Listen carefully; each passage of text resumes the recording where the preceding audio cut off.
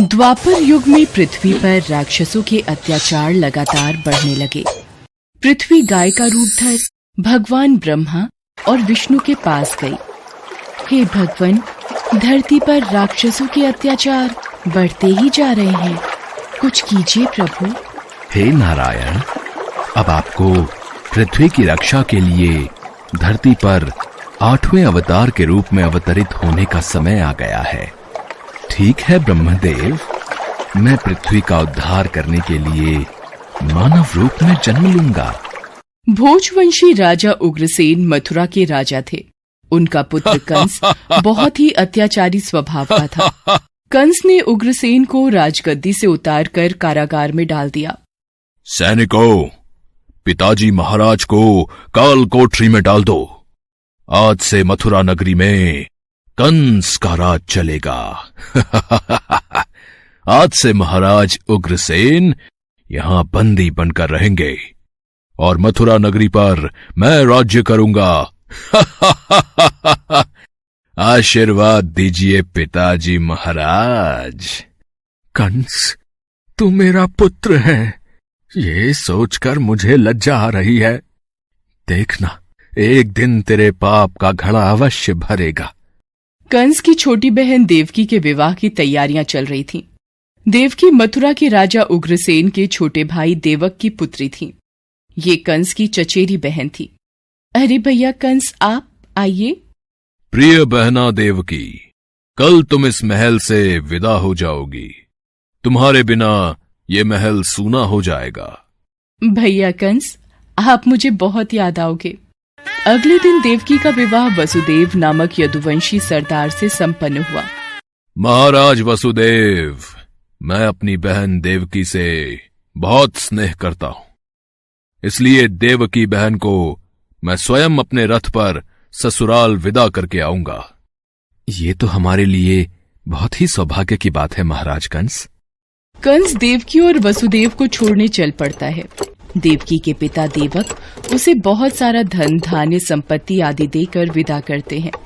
कंस देवकी और वसुदेव के साथ वार्तालाप करते हुए अभी आधे रास्ते ही पहुंचा था कि रास्ते में एक आकाशवाणी होने लगी।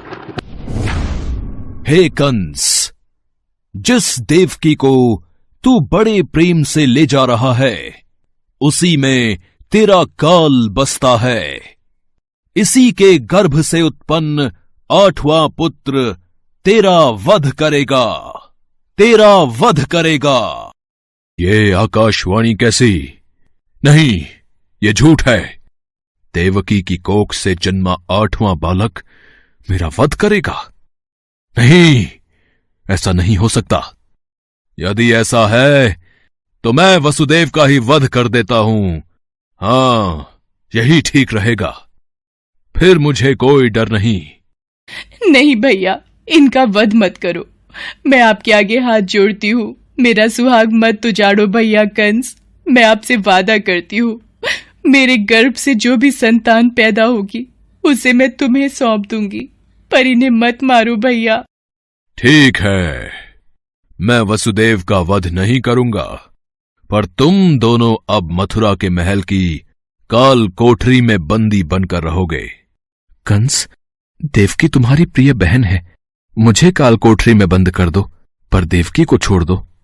कंस ने वसुदेव और देवकी की एक बात न सुनी और वसुदेव और देवकी को कारागृह में डाल दिया।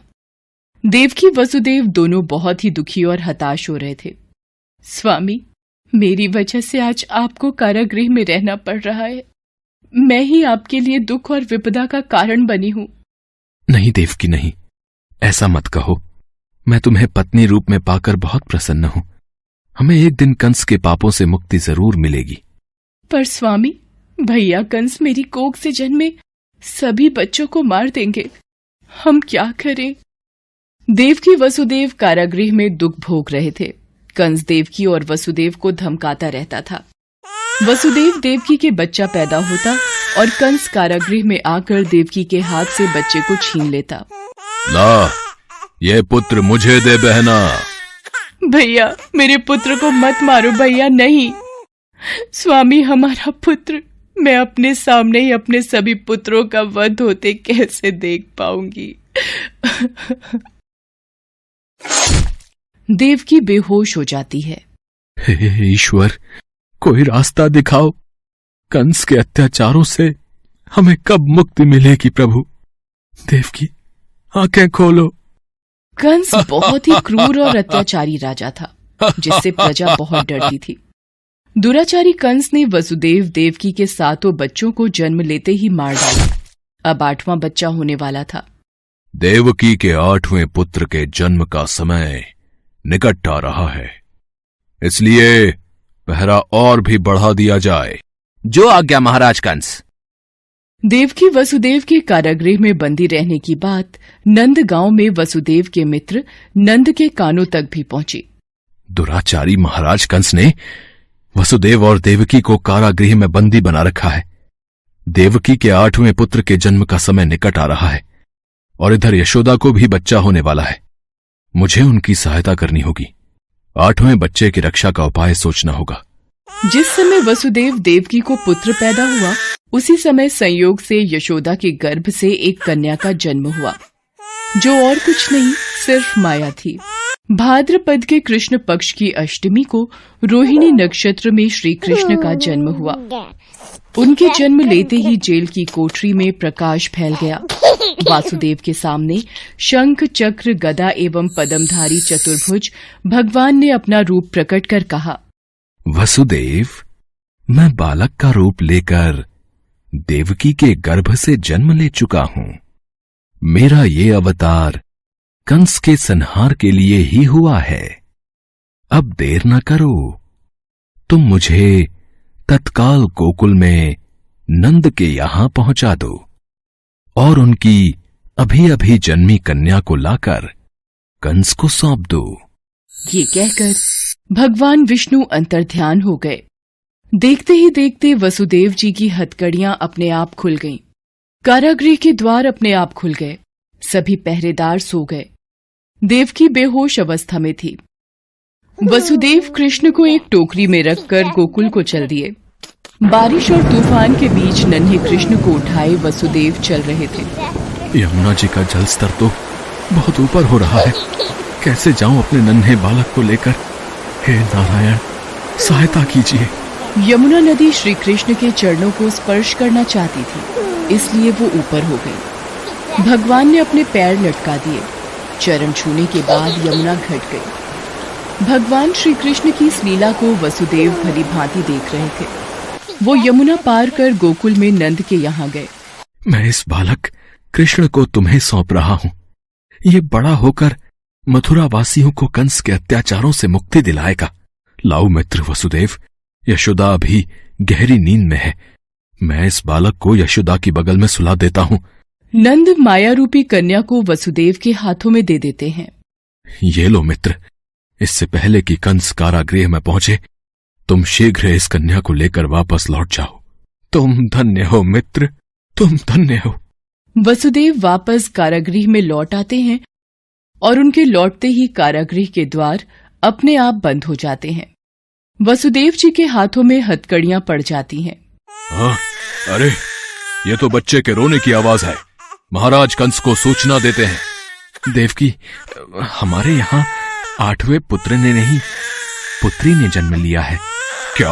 अब ये तो पुत्री का जन्म हुआ है। पहरेदार कंस के पास जाते हैं। महाराज की जय हो। देवकी ने पुत्र को नहीं, पुत्री को जन्म दिया है। क्या? ऐसा कैसे हो सकता है?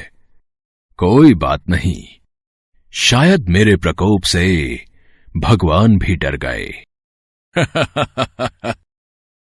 और पुत्र की जगह पुत्री का जन्म हो गया।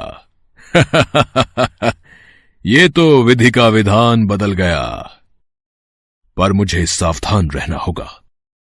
मैं इस कन्या का भी वध कर दूंगा। भैया, इसे छोड़ दो, ये तो कन्या है।